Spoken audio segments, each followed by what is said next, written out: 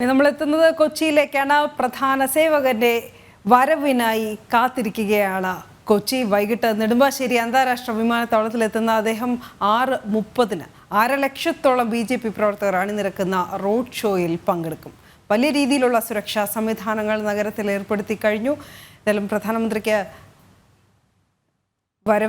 വരവേൽപ്പ് നൽകാനായി BJP പ്രവർത്തകർക്കൊപ്പം കൊച്ചി നിവാസികൾ കൂടി ഒരുമിച്ച് നിൽക്കുകയാണ്. എന്തായാലും വാർത്തയുടെ വിവരങ്ങളുമായി കൊച്ചി ബ്യൂറോ ചേരുന്നുണ്ട്. ആദ്യം കിരൺ കുമാറാണ് നമ്മളോടൊപ്പം ചേരുന്നത്. കിരൺ, എന്തായാലും വലിയ സുരക്ഷാ സന്നാഹങ്ങൾ നഗരത്തിലുണ്ട്. ഗതാഗത നിയന്ത്രണം എപ്പോൾ മുതലാണ് ആരംഭിക്കുക?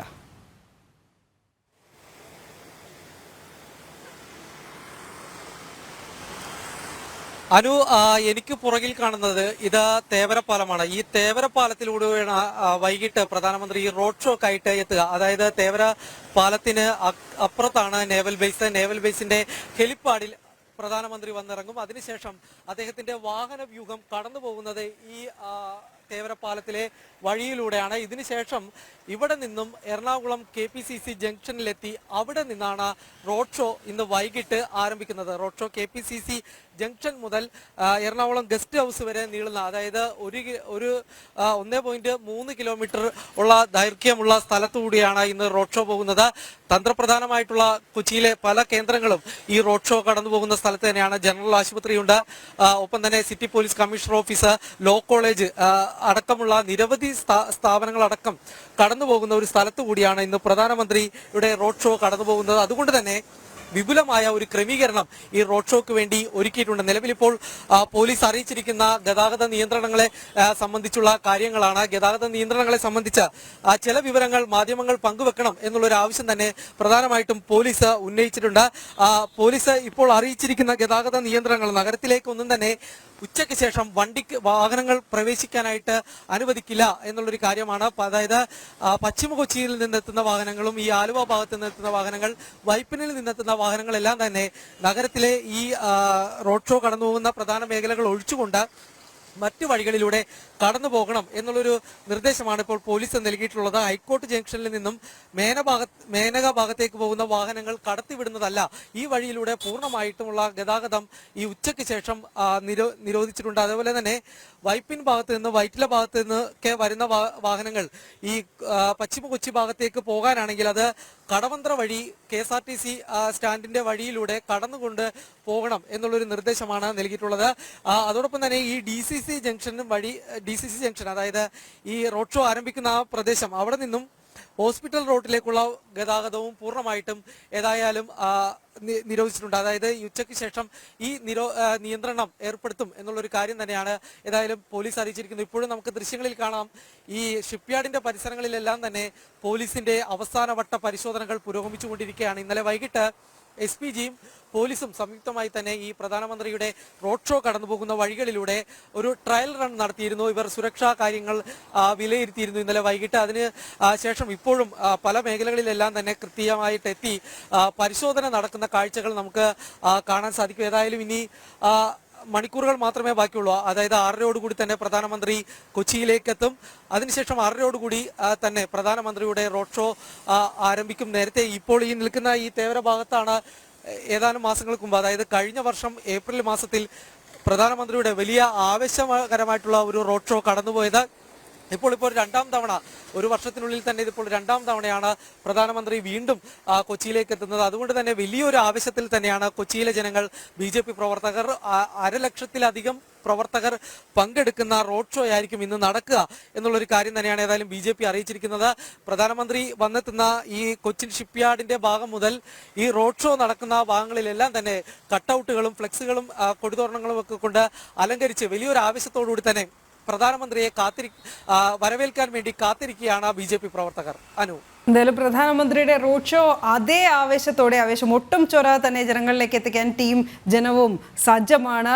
ഓരോ ജംഗ്ഷനിൽ നിന്നും ഓരോ റിപ്പോർട്ടേഴ്സാണ് നമ്മളോടൊപ്പം ചേരുക. ഏതായാലും റോഡ് ഷോ തത്സമയം ജനങ്ങളിലേക്ക് എത്തിക്കാൻ അവിടെ നേരിട്ട് എത്തി പ്രധാന സേവകനെ കാണാൻ കഴിയാത്തവർക്കായി തത്സമയ വിവരങ്ങൾ ജനം TV എത്തിച്ചുകൊണ്ടേയിരിക്കും. എന്തായാലും ഇപ്പോൾ നമുക്ക് ഈ റോഡ് ഷോ കടന്നു പോകുന്ന ജനറൽ ആശുപത്രിയുടെ മുമ്പിൽ നിന്ന് നിഷ ദിലീപ് കൂടി ചേരുന്നുണ്ട്.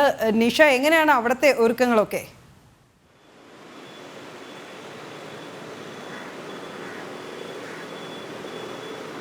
അനു, ഈ ജനറൽ ആശുപത്രി ജംഗ്ഷനിലാണ് ഞാനിപ്പോൾ നിൽക്കുന്നത്, സുഭാഷ് പാർക്കിന് സമീപം. ഇവിടെ എല്ലാ ഒരുക്കങ്ങളും പൂർത്തിയായി കഴിഞ്ഞിരിക്കുന്നു. 2 ദിവസമായി ഇവിടെ ഇതിനു വേണ്ട എല്ലാ ക്രമീകരണങ്ങളുമായി BJP പ്രവർത്തകരും ഒപ്പം തന്നെ പോലീസിന്റെ തന്നെ മുന്നൊരുക്കങ്ങളെല്ലാം SPGയുടെ നേതൃത്വത്തിൽ അവസാന വട്ട പരിശോധനകളും എല്ലാം കഴിഞ്ഞ് എല്ലാ ഒരുക്കങ്ങളും പൂർത്തിയാക്കി പ്രധാനമന്ത്രിയെ കാത്തിരിക്കുകയാണ് കൊച്ചി നഗരം.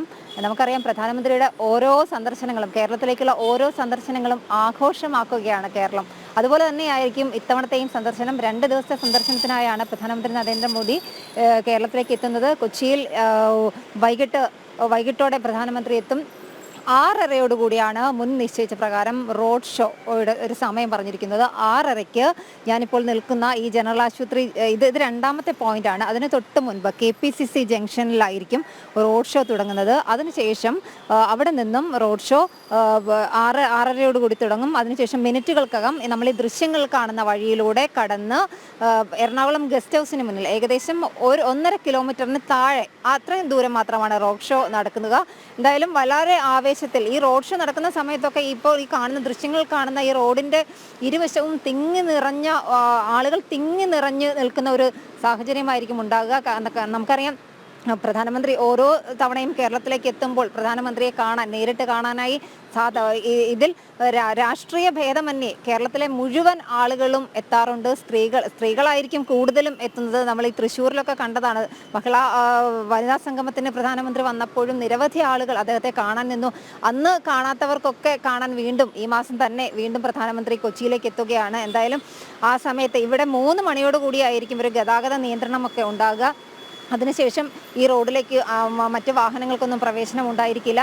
അതിനു മുൻപ് തന്നെ ഈ ആളുകൾ, ഈ ബാരിക്കേഡിന് ഇരുവശവും ആളുകൾ തിങ്ങി നിറഞ്ഞിട്ടുണ്ടാകും. അത്രയധികം ആകാംക്ഷയിലാണ് ഓരോരുത്തരും പ്രധാനമന്ത്രിയെ കാണാൻ കാത്തിരിക്കുന്നത്. കഴിഞ്ഞ തവണ യുവം എൻക്ലേവിനൊക്കെ വന്ന സമയത്ത് പ്രധാനമന്ത്രിയുടെ റോഡ് ഷോ പ്രതീക്ഷിച്ചിരുന്ന കൊച്ചിക്കാർക്ക് മുന്നിലേക്ക് തേവര ജംഗ്ഷൻ മുതൽ തന്നെ കേരളീയ വേഷമൊക്കെ ധരിച്ച് പ്രധാനമന്ത്രി ഒരു സാധാരണക്കാരനെ പോലെ നടന്നു നീങ്ങി റോഡിന് ഇരുവശവും തന്നെ കാണാൻ നിൽക്കുന്ന ആളുകളെയൊക്കെ കൈവീശി കാണിച്ച് പോവുകയായിരുന്നു. ഇത്തവണയും ആ രീതിയിൽ ആയിരിക്കുമോ പ്രധാനമന്ത്രി റോഡിലൂടെ നടന്നായിരിക്കുമോ? ഇപ്പോൾ അദ്ദേഹം തുറന്ന വാഹനത്തിൽ പോകുമെന്നാണ് പറഞ്ഞിട്ടുള്ളത്. ആ തുറന്ന വാഹനത്തിൽ അദ്ദേഹത്തിന് പോകാനുള്ള ക്രമീകരണങ്ങളൊക്കെയാണ് ചെയ്തിരിക്കുന്നത്. പക്ഷേ ഇനി ഒരുപക്ഷെ പ്രധാനമന്ത്രി ഇത്രയും ആളുകൾ ആവേശത്തോടെ കാത്തു നിൽക്കുമ്പോൾ ഒരുപക്ഷെ അദ്ദേഹം വാഹനത്തിൽ നിന്നിറങ്ങി നടന്നു പോകാനും സാധ്യതയുണ്ട്. എന്തായാലും പ്രധാനമന്ത്രി നടന്നു പോവുകയാണെങ്കിൽ അദ്ദേഹത്തിന് വേണ്ട സുരക്ഷാ ക്രമീകരണങ്ങൾ ഒരുക്കാനുള്ള സംവിധാനങ്ങൾ അടക്കമാണ് പഴുതടച്ച എല്ലാ തരത്തിലുള്ള സുരക്ഷാ ക്രമീകരണങ്ങളും പൂർത്തിയാക്കിയിരിക്കുന്നത്. ഏതാനും മണിക്കൂറുകൾക്ക് മാത്രമാണ് ഇനി ഒരു കാത്തിരിപ്പ് അവസാനിക്കാൻ, ഏതാനും മണിക്കൂറുകൾ മാത്രമാണ് ബാക്കിയുള്ളത്. 6:30 റോഡ് ഷോ തുടങ്ങും. റോഡ് ഷോ നമ്മൾ ദൃശ്യങ്ങൾ കണ്ട വഴികളിലൂടെയൊക്കെ കടന്നു പോയി എറണാകുളം ഗസ്റ്റ് ഹൗസിന് മുന്നിൽ അവസാനിക്കും. ഗസ്റ്റ് ഹൗസിലാണ് ഇന്ന് പ്രധാനമന്ത്രി താമസിക്കുക. എന്തായാലും റോഡ് ഷോയ്ക്കുള്ള അവസാനവട്ട തയ്യാറെടുപ്പുകളും പൂർത്തിയായി കൊച്ചി പ്രധാനമന്ത്രിയെ കാത്തിരിക്കുകയാണ്. അനു, ശരി നിഷ. ദിലീപും കിരൺ കുമാറുമാണ് വിശദമായ റിപ്പോർട്ട് നൽകിയത്.